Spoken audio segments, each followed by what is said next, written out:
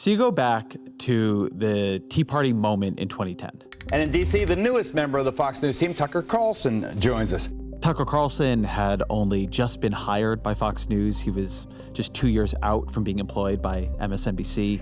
Yeah, woo, you just blew my mind by saying that. Elon Musk was standing for Barack Obama. From Comedy Central's World News headquarters in New York. You got Jon Stewart, then into his second decade as a host of The Daily Show. And he and Stephen Colbert host a satirical rally to restore sanity and or fear at the National Mall in Washington, D.C. Comedy Central's Jon Stewart and Stephen Colbert are bringing their shows down to Washington at the end of this month and planning a rally to restore sanity. Is this a political rally or a big piece of performance art?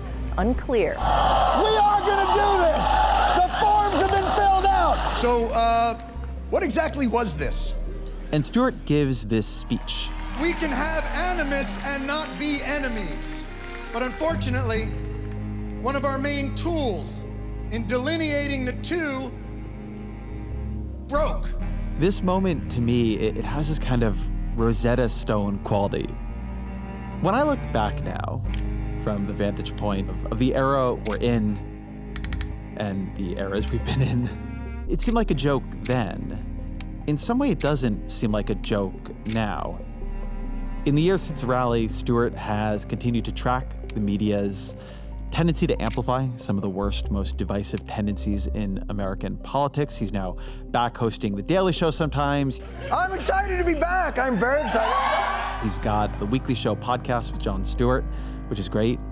So with very, very little time now before Election Day, I wanted to have him on the show to talk about his understanding of this arc, of these decades, what he has seen, the way he has seen the media, some of the figures in it change, the way he has changed. As always, my email, EzraKleinShow@nytimes.com. Jon Stewart, welcome to the show. Thank you, Ezra. I'm delighted to be here. So can we go in the Wayback Machine to the rally Please. for fear and sanity and or sanity? Oh my God. That's yeah. How many years? We were all young. We were all young and apparently innocent. Getting a contact high. That has a little bit of a Rosetta Stone quality for me, that rally. How did it come about? How did you decide to do a rally? I'm trying to think back. I think what happened was this was at the height of Glenn Beck's 9/12. It was getting America back to, and he was doing these sort of oddly demagogish rallies where he would go down to Washington and, you would see like older Tea Partiers in lawn chairs sort of surrounding the waiting pool. Now, he brings you an effort to restore honor in America. Ladies and gentlemen, Glenn Beck. And I think it came of that. I think I remember being on the phone with Stephen and we were just laughing about it. And I said, we should just go down there and bang one of those out. I mean, it was an entire clusterfuck like that. We really, as you could tell from watching it probably, the preparation was not, so I can remember. It has been very hard to get clean audio from it. Yes, that's been a thing we've been running into. that morning, so Stephen and I was doing my show, he was doing Colbert Report. So we didn't rehearse anything, we didn't do anything. And that morning, we were driving over to the mall early. And at that time, you really didn't have a sense of if anybody would show up. And we're driving in and there's just a shit ton of people pouring out of it. And we're like, oh, what's going on? And we'd only set up like 2 large screen TVs. Like that's pretty much all we had. And so we sat in a little makeshift trailer with the Roots, Ozzy Osbourne, the OJs, and Yusuf Islam, and walked through, like we were literally walking those guys through the ideas. So the Roots are playing the songs and we're like, Yusuf Islam, you're going to come out and do Peace Train. We're going to do a whole thing. And then Ozzy, you're going to interrupt after like 2 bar stanzas with Crazy Train. I'm terribly sorry. Yusuf, Joe, if I may. What are you I am sorry. I respect you. I love you, but I am not getting on that train. What? What are you saying? What am I saying? Yes. I'm saying I don't have a ticket for this Show train. some respect. I am not interested in this train. He's in the middle of a song. It's a beautiful song. You're not getting me on. And Yusuf is just looking at us like, but Peace Train's a beautiful song. Why would you interrupt? It was the whole thing was bonkers. There's something about that rally I thought a lot about in the years after, because in some weird way after that, I mean, maybe it was happening then too, the political coalitions kind of split into the aesthetics of sanity, institutions, systems. In this house, we believe in science, and the aesthetics of fear, conspiracy, rage, anger, a kind of nativist populism. And you were beginning to see it, right? Glenn Beck was the weird thing happening on Fox News. Like when you were looking at the landscape then, like what did sanity mean to you, and what did fear mean to you in politics? Well, I think it was, I mean, again, I'm trying to put myself back in the headspace of all that. I mean, all of it was kind of a reaction to, and our show was a reaction to, what I saw as kind of this, at that point, probably 40-year project of rebuilding parallel institutions to the left, right? So there was this idea, you know, people always talked about like, your show, it degraded the discourse and, you know, poked fun at things. And I'm like, do you have an AM radio? Like I used to, because I drove to a lot of gigs, you know, doing stand-up to the, I don't know, your listeners may not know this. Show business is very glamorous. A lot of times you would get in what we would call a rental car and drive to Rochester. And then you would go to Buffalo, if you were lucky. And then all the towns in between, Poughkeepsie, Schenectady. You know, you'd hit the old vaudeville circuit.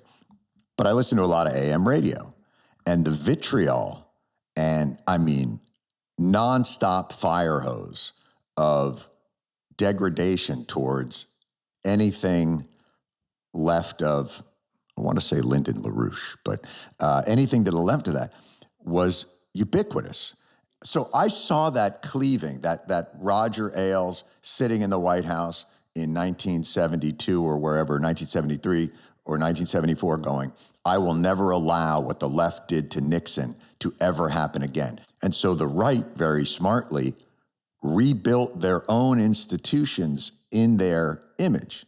Colleges, think tanks, media, and they portrayed anything that had been the standard institution as wildly left-wing and activist, even if it might not be, even if it just had the patina of, you know, notions of equality or fairness, you know, the kinds of things that just don't fly in those situations. So you're describing the fear side of this. I want to zoom you in on the sanity side, because I think that gets at something interesting that happens around then, and is, I think, a big part of politics, which is that was it's imbalanced in a way, right? It's not like good versus bad. The sort of aesthetic that emerged, I think it emerged in media too at that time. There is a lot in right-wing media that is about fear.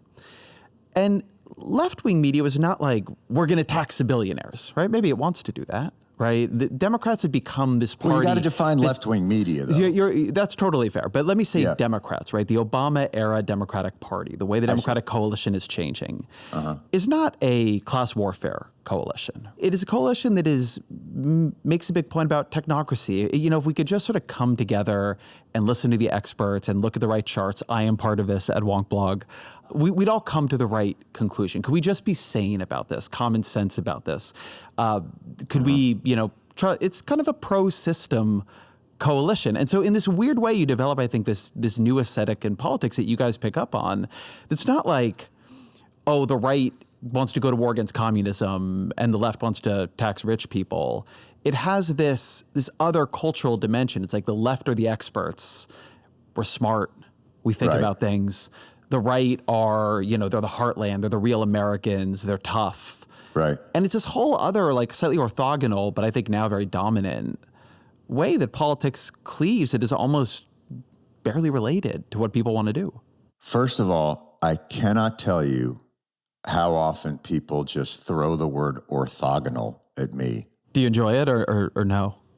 Everywhere I go, no, I don't. I don't know what it means. Tell me what that means. See, this is a problem with like the left-wing coalition over here. Sort of existing separately from, right? Okay.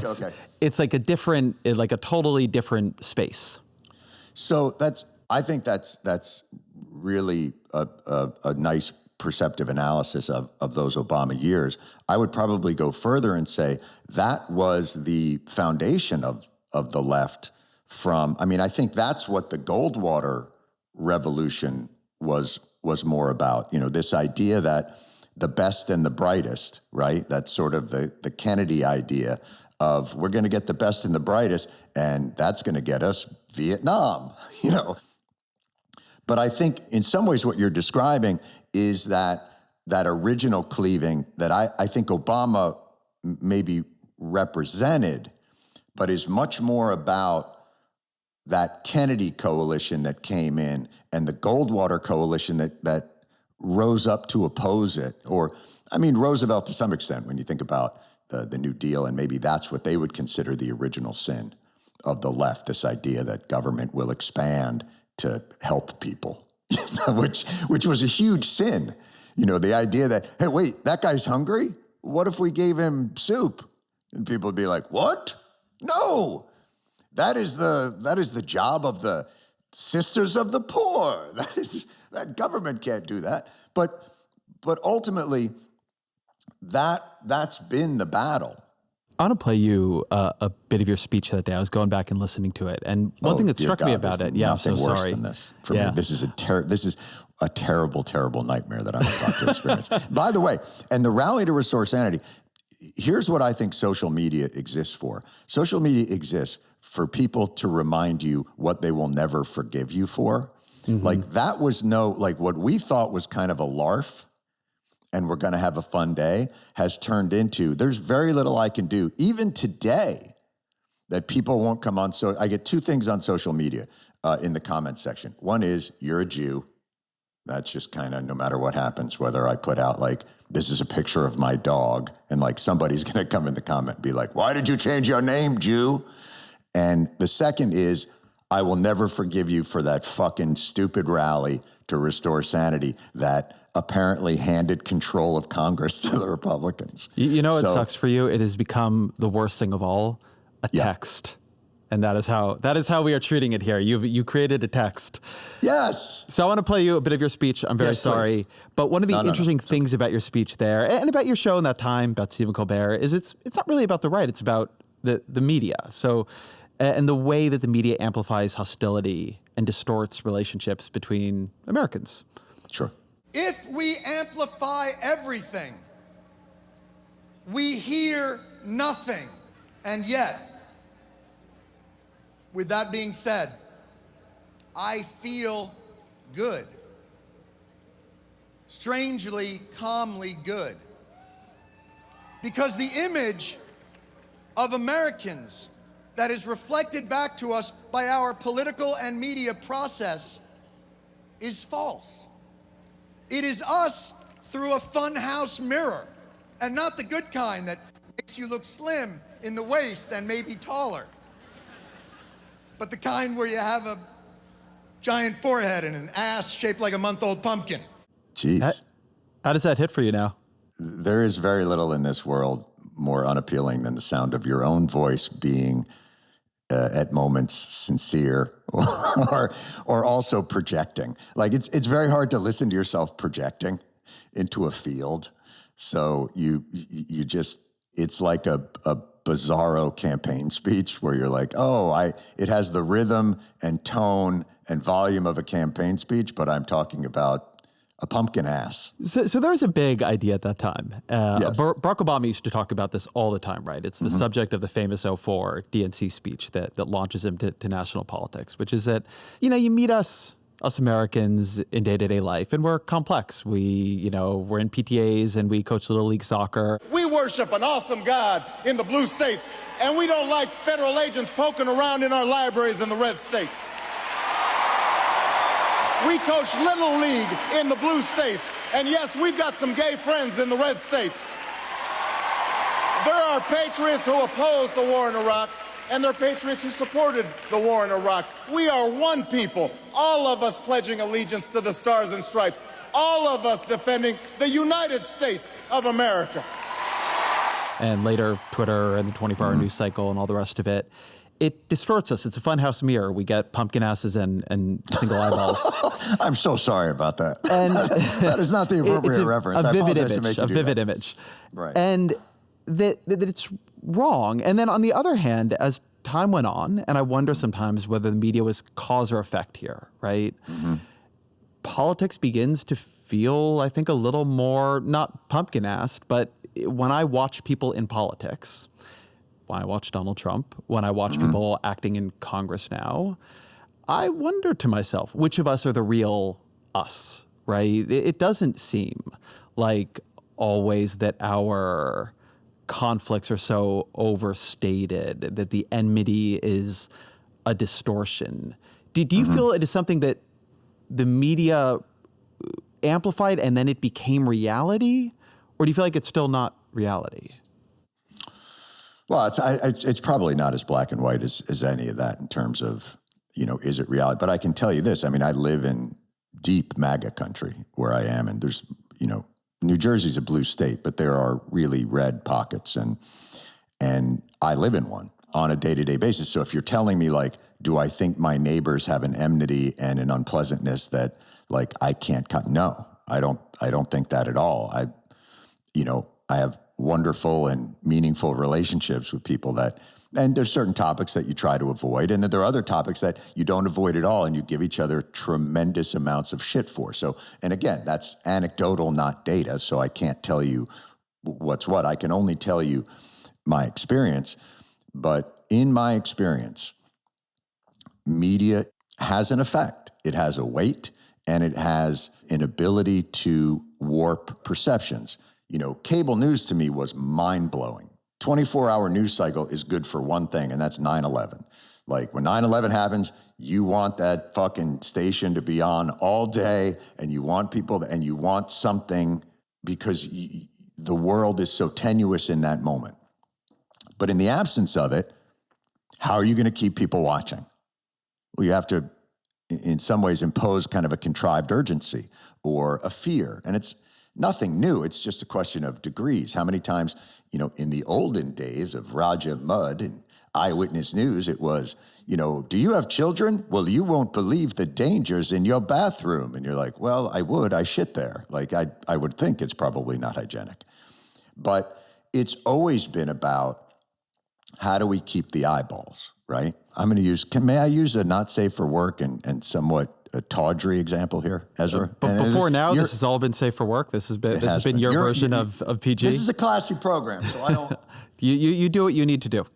Ezra, you're a good man. Thank you.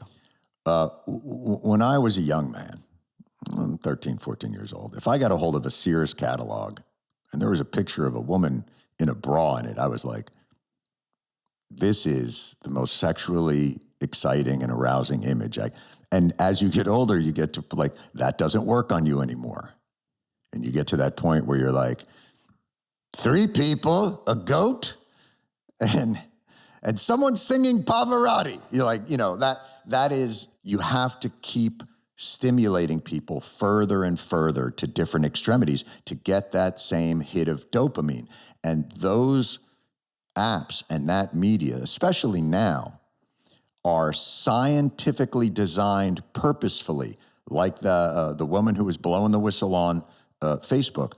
Like our food is designed to escape that part of your brain that says, I should stop eating right now. Like, this is purposeful. The way that we are divided as people, some of it is political and weaponized by political actors, but the majority of it is capitalism. Capitalism with the idea of how do I generate the most income out of engagement? And it turns out fear and anger and hate and outrage pay huge. I'm not suggesting that a monkey washing a cat isn't a tremendous video and that will also get clicks, but that's not a business model. The business model is, creating an atmosphere of outrage and anger. And so when you ask, does that have an effect? It absolutely does. And I think it does rewire the brains of the users. When I was on your show, we were talking about a piece of this, actually, which is the way that you were saying, there was AM radio, and then there was Fox News. And one thing that has happened in my lifetime, right, which is, and I'm 40, is this tremendous segmentation. The media broke into these like little competitive slices. And it's competitive, right? And competition can be great in the sense that it creates a lot of innovation. And if the innovation is how to get your little slice away from everybody else, sometimes the competition can become warping. And one of the things I always think people get really wrong about the media is they think that it is stronger and more self-directed than it is, particularly when it has gotten very, very competitive. And it has these when you little say self-directed, what do you mean by that? I've been involved in lots of different media over the years, and I think something that has surprised me from going from somebody who reads it to somebody who makes it is watching the way the media comes to reflect its audience unless a tremendous amount of editorial strength is applied in the opposite direction. So the sense that the media is driving the audience is not quite right. You just named the game. The lie travels 8 times faster than the truth. But that means that the truth has to work 9 or 10 times harder than a lie. And lies are the thing that are most weaponized. The truth is rarely weaponized, but the lies sure as shit are, because that's what propaganda is. And so the thing that you just said about the media not being self-directed, I think is probably putting your finger on, in my mind, exactly what is troubling, that they themselves are victims of the incentivized algorithm that they're trying to compete with, as opposed to viewing it as part of an ongoing battle to combat lies. Your show has existed in 2 forms over time, right? There's a form on Comedy Central, and then the chopped up form that goes on YouTube. Right. Does YouTube change it at all? Do you understand the YouTube difference as audience? And do you think that the fact that it has this other life has shifted the way, in its earlier incarnation or in its current one, the show gets made or what gets on it? It hasn't changed the way we make it. I don't know if chopping it up changes the way people experience it. I would guess it does. You mean because people get shorter and shorter, like? Not only do they get shorter and shorter, but in an episode, I think about this all the time in my work, right? When I was running Vox, when I was at the Post, it used to be that you bought the paper as a whole, right? Or the magazine. I was at the American Prospect. You got the thing as a whole. And so as an editor at one of those places, you would balance things out, the stuff that was really appealing with the stuff that was maybe a bit more vegetables, the stuff that was a little bit more right, and the stuff that was a little bit more left across the bundle that you were offering people. But when the way things worked was they grabbed one article and shared it around. And that article was then how people understood you. Your ability to exercise editorial control over the whole of the thing went away. And so, maybe you do an episode that has different things in it for different people, or as a whole, it exists in some way. But then the fact that each segment has its own life, if I'm watching it on YouTube, which is, often where I watch it, that sort of control, that ability to give you the balanced diet, it's actually just not in your control any longer. Yeah. I mean, boy, that's a good one, because it's, television is so different than, I think your background is probably more in writing and how people consume, but reading is such a more active process than viewership. And so I think because I have always been in stand-up or television, I assume a more passive audience.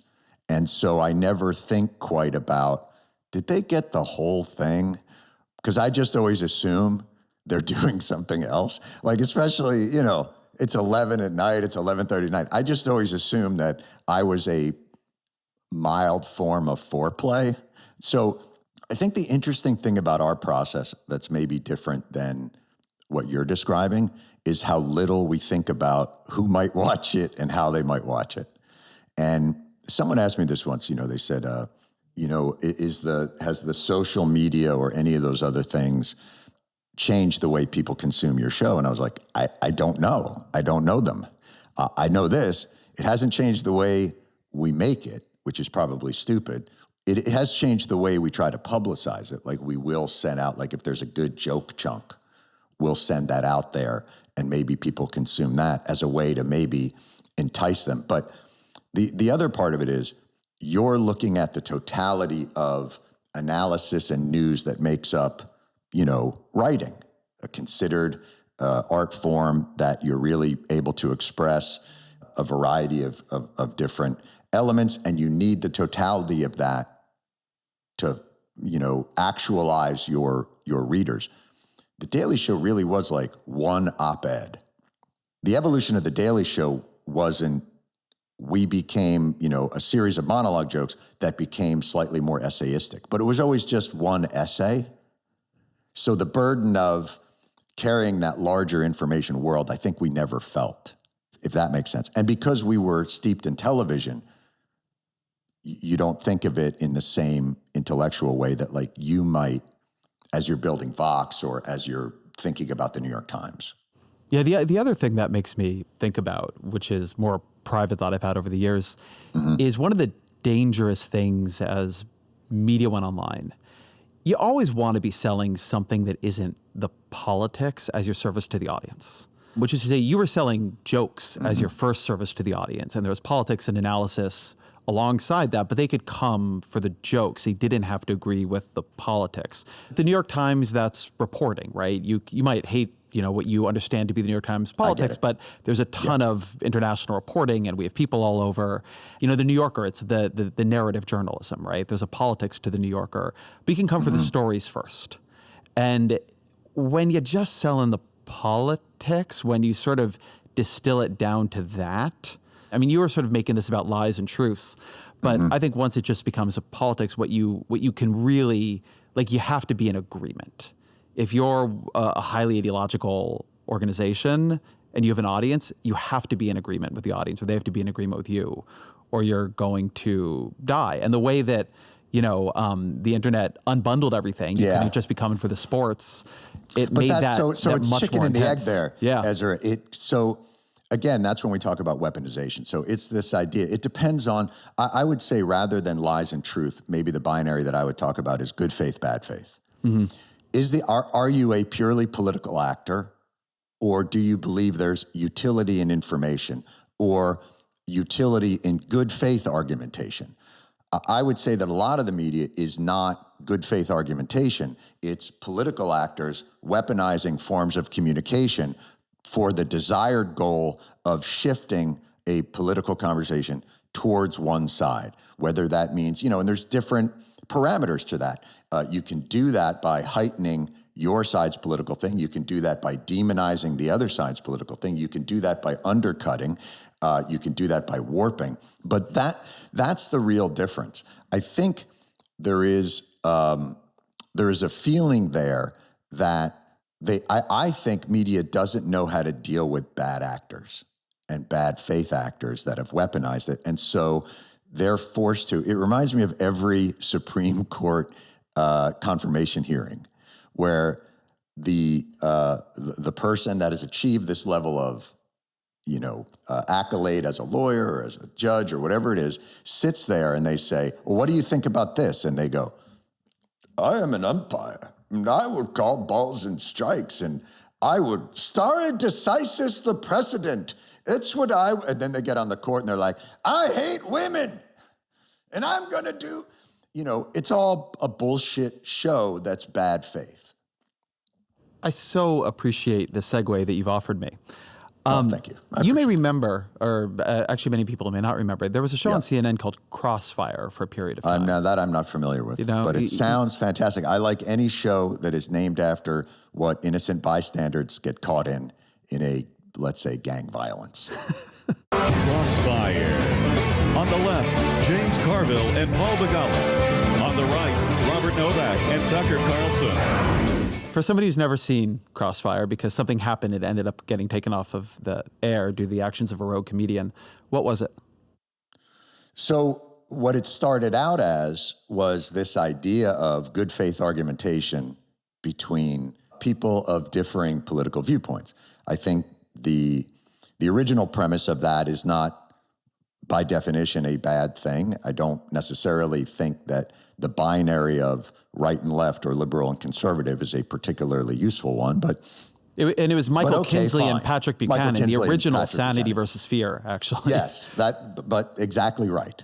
Slate versus Father Coughlin.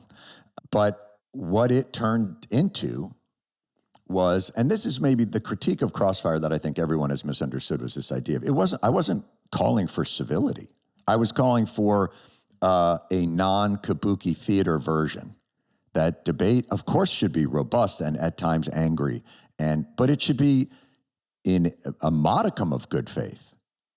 And what it had become was sort of this very weaponized, incentivized theater. So when you ask, again, back to the original question, what comes first, the chicken or the egg? Well, what came first was an intention of having really interesting argumentation that could be illuminating and articulate differences. And what the business model of 24-hour cable news turned it into was a perverse exercise in cynical, weaponized, divisive conversation. You're going to enjoy this, so I'm going to play a clip. No, Ezra, sorry, this I know. This is not. You've done a lot fun. You've done a lot to deserve this. There's karma. You do this with other people. You have listeners. Has this not happened to you? No. Really? People don't. No. Yeah, unfortunately, it's happening now. I've not had a "This Is Your Life" like this, where you play things. My wife, after Crossfire, and this was before everything became viral and things like that. Like, that really hadn't happened at that point. This was a long time ago. My wife called me, not texted me on my iPhone. Like, none of that shit existed. She called me and said, "Don't you ever do something like that again." Why? And I tried. Well, I'm going to play first what you did, and then we can talk about it. Sorry, you can cover your ears. I'm not. I'm here to confront you because we need help from the media, and they're hurting us. And it's the idea is if the indictment. Let me get this straight. If the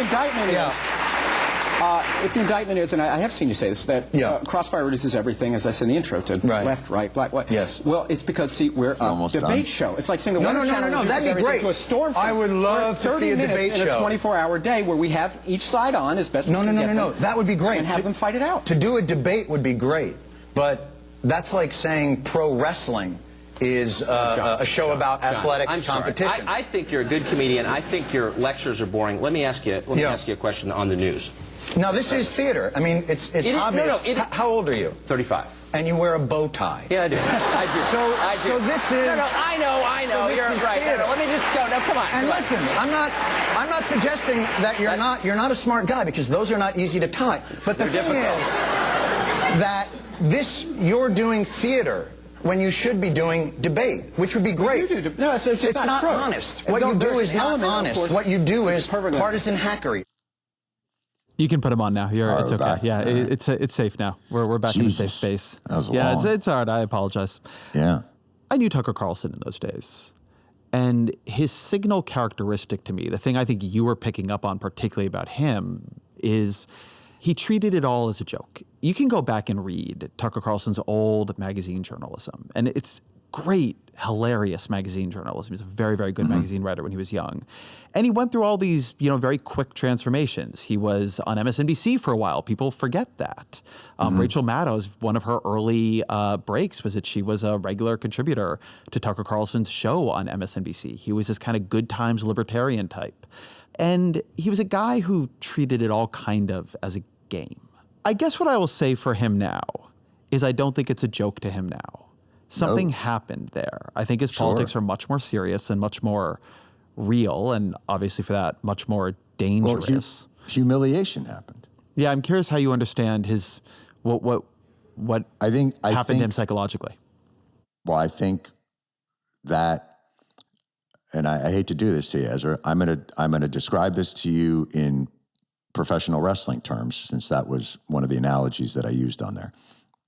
See, this is actually the sport I know. Okay, then Ezra, you and I we're in good shape here. Kayfabe, I got it. Beautiful. So what I was complaining about on Crossfire was kayfabe, was this idea that this is just theater and everybody's playing a character and nobody's a blah, blah, blah. But the other way to describe it for them is, so there's an establishment and then there's the anti-establishment, right? The disruptors and the rebels. Tucker Carlson was establishment. He was, and he tried to be a face. He was a heel, like Fox News. Megyn Kelly, same thing. Face being a good guy, heel being a bad guy in wrestling. That's right. So she was she's on the heel network, Fox, but she's kind of the face on Fox. She's the one that every now and again will say something and the establishment or liberals will go wow, that's empathy. That's interesting. Oh, she's not towing a dogmatic party line, right? So they decide I will live amongst the faces. I will join them. I will be a part of the establishment. And the establishment and the faces reject them. They feel wrongly and with a dogmatic litmus test, and it's never good enough, and it's their intolerance that put them in that position. So they tried to live amongst the normies, right? And when that blows up and creates humiliation, the anger and bitter, and returns them to, I think, their truer selves. I prefer them the way they are right now. I kind of dig it. It is explain that. I'd rather someone not pretend to be Barbie and just be who she is, which is, I think, Ursula from The Little Mermaid. See, it really went from pro wrestling to The Little Mermaid. In many ways, Ezra, I am still stuck in the same entertainment options that I was using when my kids were little. And I'm frozen in that time. But do you get my point about what happened is they view, and Donald Trump in the same way, he views that there's this world that is excluding them, and they are excluding them purely for dogmatic, and they think they're better than me, and they hold these views that they think their shit doesn't stink. And I stepped into that world and tried to, be amongst them, and they rejected that because they're assholes. And now I can just be in my own world and be as angry and as vicious as I think I was treated. And I think that's kind of the way it goes. I think it's so interesting. I don't know Megyn Kelly's story as well as I know or watched Carlson and Trump. I think it's very similar. Yeah, her moment was I joined NBC. This morning is the launch of Megyn Kelly today, just about 6 minutes from now. Megyn, good morning. Good morning. Show didn't go that well. And by the way, in both instances... And this is after being run out of Fox News, by the way, because she asked hard questions of Donald Trump at the first debate, right? She was rejected by the right first because she was not sufficiently pro-Trump. And he came after her, and within a year she was out. That's what I meant by she was a face. She became a face. But so if you think about it, both Tucker Carlson and Megyn Kelly were rejected, and the reasoning behind their rejection, I think, is still misunderstood. I didn't get Crossfire canceled. Crossfire's ratings sucked. And CNN looked for a way out, and that was a convenient flashpoint. And by the way, none of that had much to do, with Tucker Carlson anyway. Person I really didn't like there was Novak, but he just wasn't on the show that day. And Megyn Kelly in the same thing. Her show just wasn't connecting on NBC. I'm Megyn Kelly, and I want to begin with 2 words. I'm sorry. You may have heard that yesterday we had a discussion here about political correctness and Halloween costumes. And then she had that moment of, it was a blackface, I think, comment about the thing. I defended the idea, saying as long as it was respectful and part of a Halloween costume, it seemed okay. Well, I was wrong, and I am sorry. If her show was killing it, they'd have found a way to forgive it. They'd have found a way to keep her on there. But they used it as a convenient excuse. Megyn Kelly looks to be parting ways with NBC. Her show, Megyn Kelly Today, is now canceled. The move comes 4 days after her blackface comments that provoked a firestorm, leading to a tearful apology. The chairman of NBC News condemned Kelly's remarks during a staff town hall, according to Variety, saying there is no place on our air or in this workplace for them. But I'm sure for her, it was incredibly painful and felt like a canceled because of my viewpoints. But the truth of the matter is, NBC executives and CNN executives, they aren't woke. They aren't any of those things. They're fucking desperately trying to hold on to their jobs by generating ad revenue by whatever means necessary. And so that's what they got caught up on. And by the way, though, the way that it happened attacked them at a core level. And that's what's created that. Like, I've been canceled a shit ton of times. But the only reason I was canceled is like the network executives just were like, yeah, this show sucks. Or you're not. But they didn't say like, you're a bad person and that's why we're canceling the show. And that's what they did to them. The industry, rather than standing up for what was really going on there, which is you're not generating enough revenue and interest to justify your large contract or whatever it is, they turned it into, we're getting rid of you for a moral failing or lapse. And that was wrong. I really, and that's not, listen, I don't care for what they do. I don't care for their opinions. But what happened to them was wrong. The executives are interesting here. I was thinking about this when you were relaying that story about Roger Ailes. Yes. Because there's a period of time in my life I did a lot of MSNBC and was a guest host on a lot of the primetime programs there. And so I knew the people who ran it pretty well. And what I would say about the people who ran it was they were fundamentally not that ideological. They were television executives. What they cared about, and that's why Tucker Carlson had a show, and why they were so excited about Joe Scarborough, and still are. Why recently they tried to hire Ronna McDaniel, the RNC chair, sort of disgraced RNC chair, that didn't end up working out due to a revolt by people at the Network of Morals.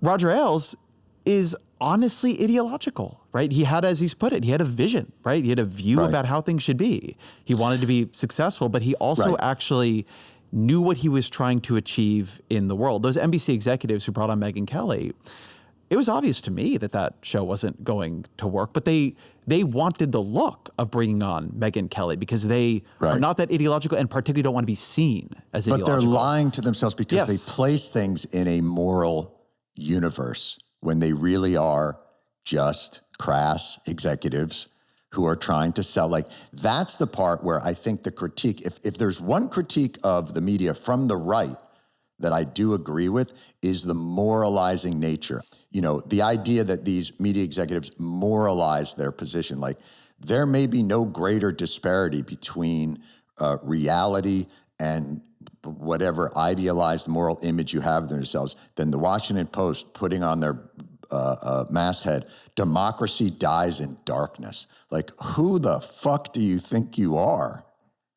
Like, what world? You have a board up in your room that shows like who's getting what clicks where. Like, that's just nonsense. And this idea that, I mean, I would almost welcome, maybe not necessarily a more moral component, but a component of the news media that is more forceful editorially. Like, Ailes' greatest trick was delegitimizing the idea of editorial authority while exercising almost complete editorial authority, but doing it in a way that was really smart. Like, there is no condescension and moralizing on Fox. It's people on a couch asking questions. Are you worried about how many terrorists are coming in on the border? Do you ever worry about that? Whereas if you turn on MSE sometimes, you're like, it's like birds descending, you know, at sea on a tuna boat going, that's factually incorrect. Incorrect. Not correct. Incorrect. And you're just like, I can't listen to this. But that's the brilliance of it. But, you know, so when I say like Megyn Kelly's right, like, I do believe she's right. They pretended that they had to get rid of her out of some moral obligation to enlightened racism sensibility, like, fuck you. That is so not what you did. If they're making money, they're making money. And they'll let you get away with anything, as we see. But when you ain't making money anymore, and they don't, for some reason, have the temerity to just go, yeah, you're not making us any money, they find some pretense of your moral failing and yank you. And so I get where some of that anger comes from those folks. Don't have a ton of sympathy because I've been fired a bunch of times too, but for the old-fashioned reasons of sucking. When I think of Tucker Carlson now, I miss the triviality. I miss that there was enough agreed upon that you could have the theater, the kabuki, and now it feels like we've slipped down in this place where it's like, will we be a white ethno-nationalist state? That's harder to have like a funny debate over. But you always have to caution yourself against a nostalgia about this other time that existed because, William Hearst and yellow journalism and, Remember the Maine can be just as damaging, even though it's newspaper. Or think about, radio in Rwanda, or think about, propaganda that was piped into soldiers' ears during, different times on the radio. But again, media has to continue to raise the bar in terms of the circadian rhythm of it, the cadence of it. It has to happen faster now. It happens more. And the difficulty is for the parts of media that we look at as utility, right? Think about the checks and balances of the government. This is going to be a segue that doesn't make any sense. But think about in the way that they describe the House of Representatives and the Senate. Somebody's got to be the Senate, not the Senate as it's presently constituted, but the normal Senate before it was an assisted living facility. So, it has to be the saucer that cools the milk or whatever the fuck they want to describe it as. And that's what we're missing because what's happening is everybody's chasing that most dopamine-addled cocaine hamster sitting in a cage tapping the bar, like whatever makes content, right, becomes kind of fodder for all the other outlets that make their bones on content. So like whatever you put out, like we're going to talk about this, right? And I don't know what will be clipped from this. Generally, something will be clipped. Generally, it's something that will reflect very little context about what we're talking about, but could be considered the most divisive or confrontational or provocative or partisan moment, right? I did an interview with Tim Walz. What will get clipped out of that is I had a moment where I was like, do we need the Cheneys? The Cheney thing, do we really have to do that?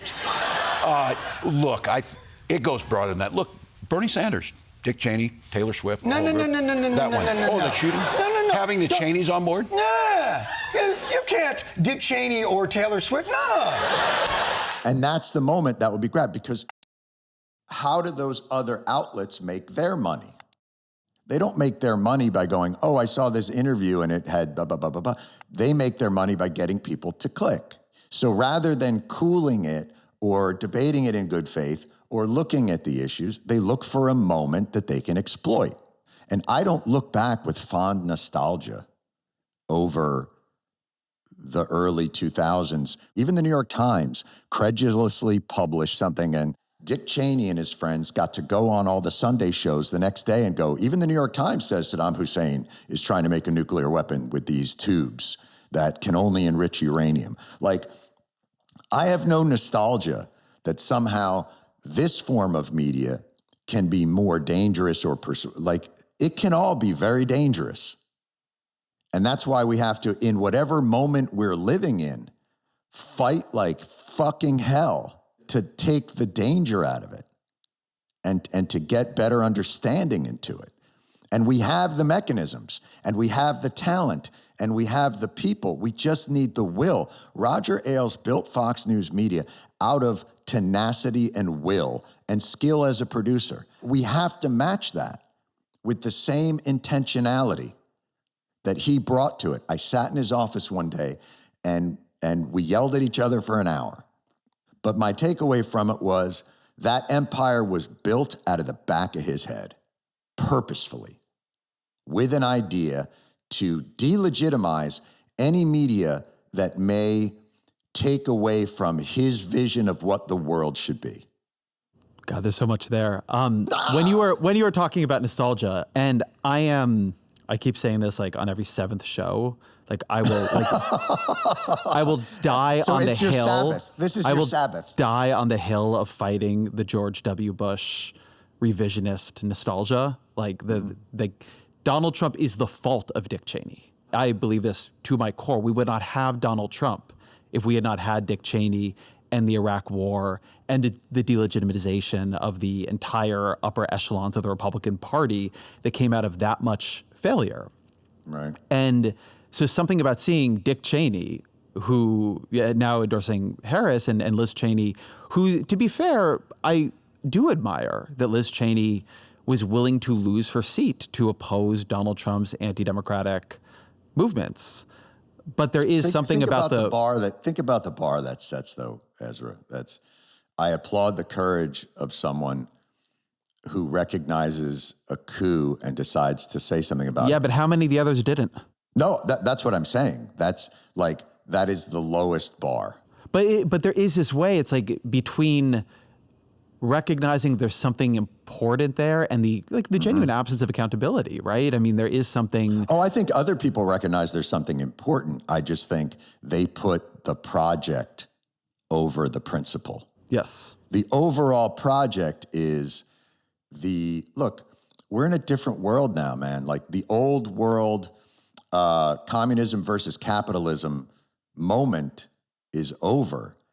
And by the way, it was a fight that, had more death and destruction in it than I think was probably ever necessary. All that really I think this country needed to fend off communism and socialism is a decent social safety net, which I think was demonstrated.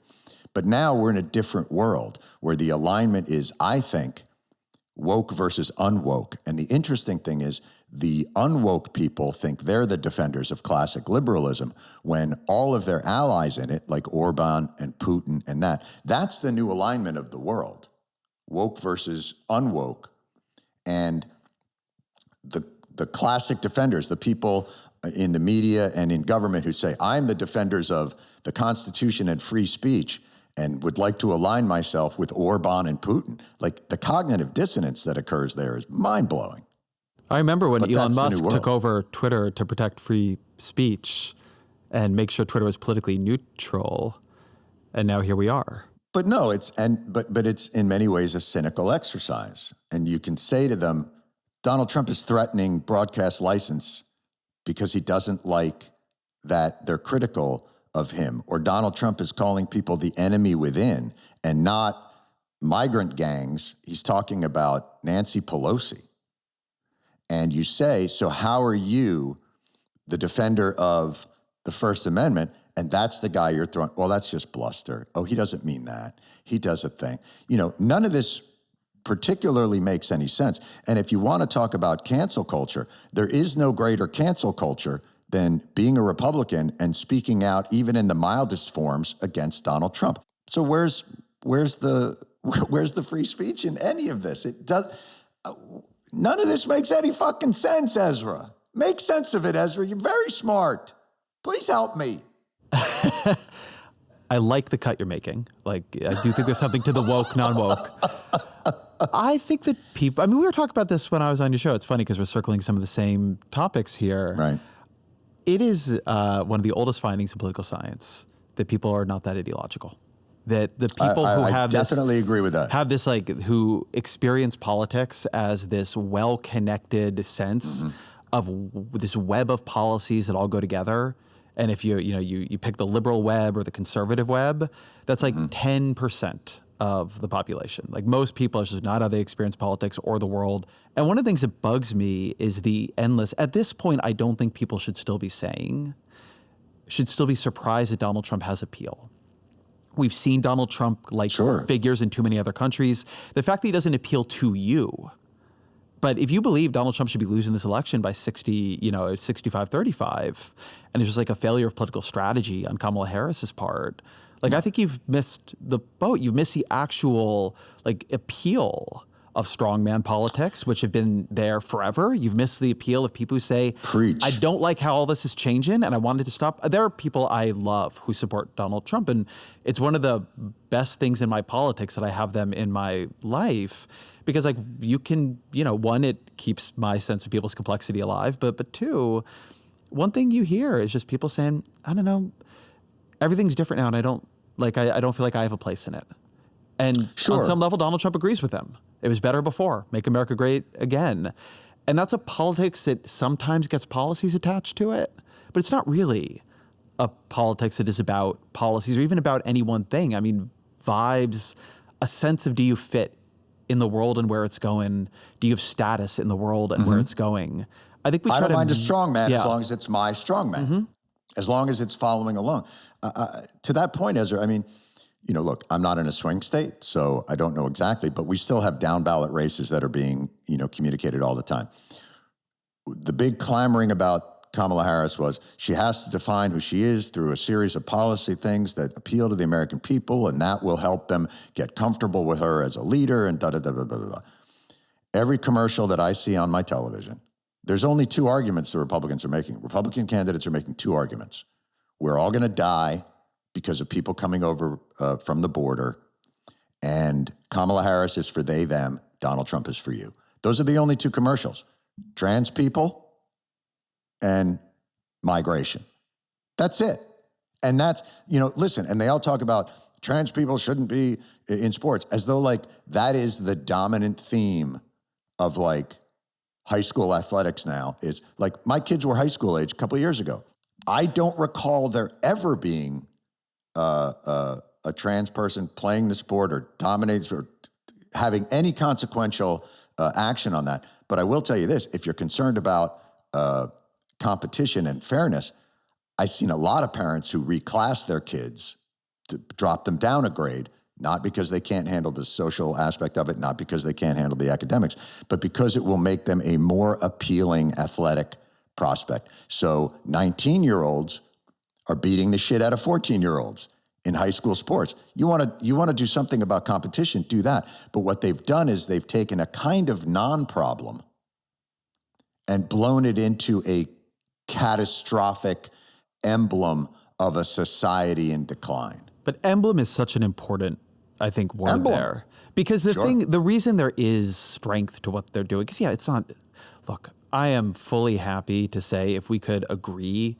on giving people rights and protection from discrimination, we can then have some conversations about the right way to manage swimming at the NCAA level. Like, I think a society could say like sports are arbitrary, we're going to figure something out.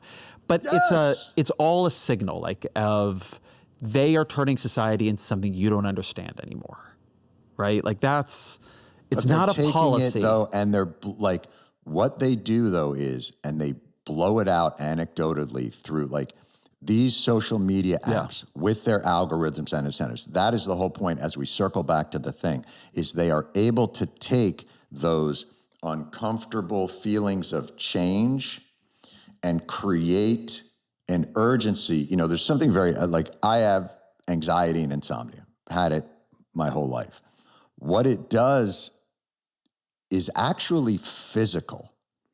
Like your mind will take you to places that you believe in your body are now happening. Cortisol is flowing and you feel an urgency and almost a fear and a panic, whether or not what you're experiencing is real, imminent, impossible, it doesn't matter. And what the algorithms do that is so destructive and brilliant is what people in white lab coats do to Lay's potato chips. They design it in a way, the algorithm finds a way to take a piece of information and put it into your body in a way that drags you into a rabbit hole and creates in your body that sense of panic and fear. They physicalize it in a way that a newspaper never could. And that's the danger here. And always, by the way, the most vulnerable populations. You notice that it's not anybody but like the people with the fewest defenders. Always. I want to end on not how everybody else changed, but how you did. And when I go back to old Jon Stewart, I'm not going to play anything at you. You're safe now. Please. There was a sort of sanity. We can all be, let's have some common sense here. Like, let's not be idiots. You have this great long traffic analogy in your sanity speech about us all on the road together. Mm-hmm. And I listened to you now, listened to the podcast, got to appear on it, which was a thrill. And you're more of a populist now, like left populist. But it feels to me like the sense that politically, I think I've always been. I think politically, but I think there is a sense that I did not used to get from you. Mm-hmm. That I would describe your politics much more now, not as technocratic, but as power concedes nothing without a fight. And that you can't pull the values out. That I completely agree with. I think the difference is in the populations that I'm talking about.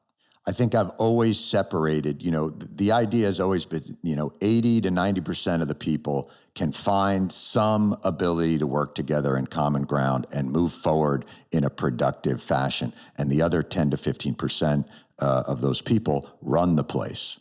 And that has always been my position. And I think some of it has been informed by some of the having to go down to Washington to try and accomplish something not in the media world, but in the real world. And the realities of what it takes to move a machine that is built for the status quo and built for the disconnect between their power structure and the needs of the people that they purport to represent. So there is certainly a more sober view of what it takes to move that machine, but I have never thought there was anything other than the people and the machine. And what's so frustrating about that is we the people, by the people, for the people, of the people. And what is it about that process that removes us from them? That's the part that I think is so difficult. So now when I think of solutions, I think less of those processes and changing it in more fundamental ways. I think less of, we got to get more unionizing, got to get more people, and think like, no, the whole fucking structure has to change. They need to be able to participate in the investment and shareholder economy at that table. Whatever feast is being had there must be had here. And they shouldn't have to get better, poor people shouldn't have to get better lobbyists.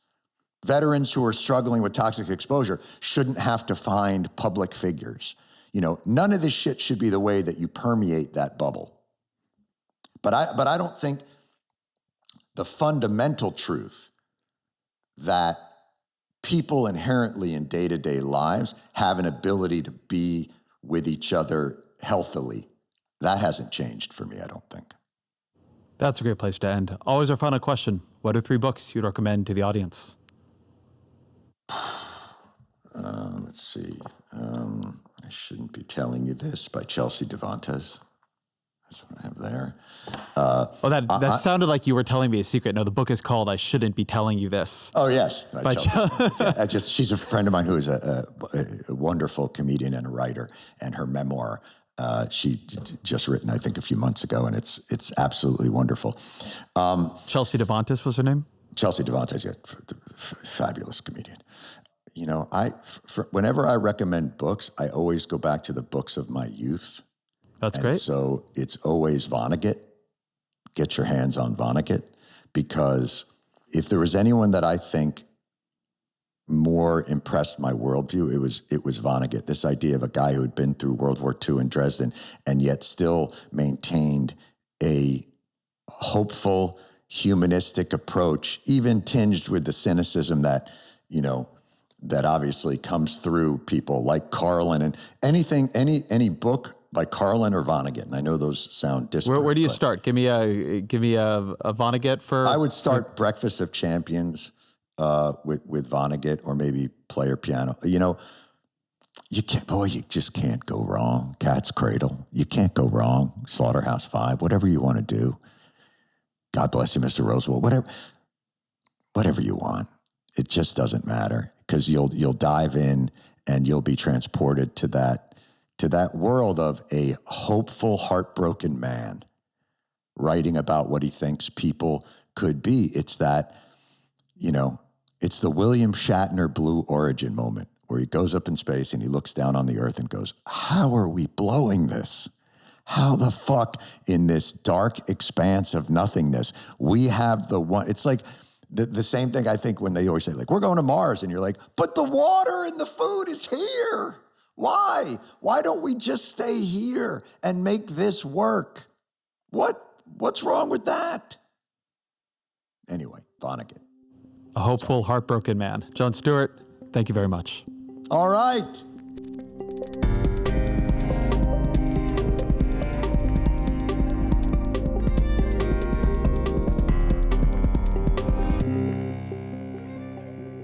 That was super fun, man. Thank you.